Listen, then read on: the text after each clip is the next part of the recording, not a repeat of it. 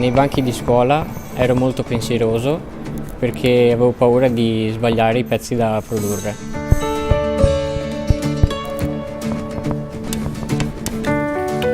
Mi aspetto di trovare un ambiente collaborativo che mi permetta di applicare quello che ho studiato nei banchi di scuola.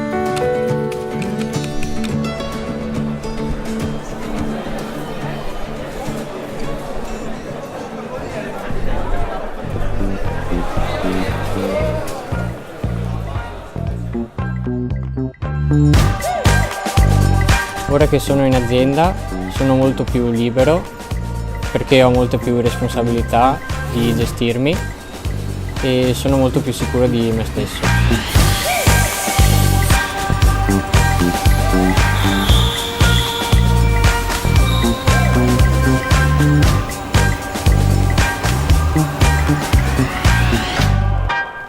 È estremamente importante sapere ascoltare i ragazzi nell'ambito lavorativo, perché sono un investimento per il presente, ma soprattutto per il futuro.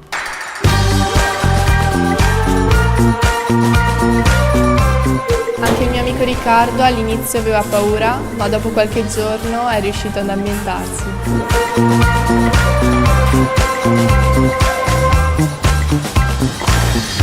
Si continua così come è iniziata e anche se sbaglio che mi dicano dove sbaglio per poi il giorno dopo fare meglio.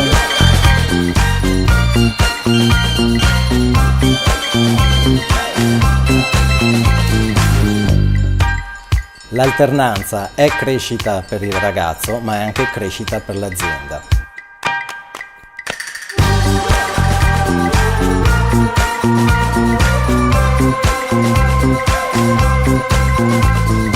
Responsabilità, crescita, miglioramento.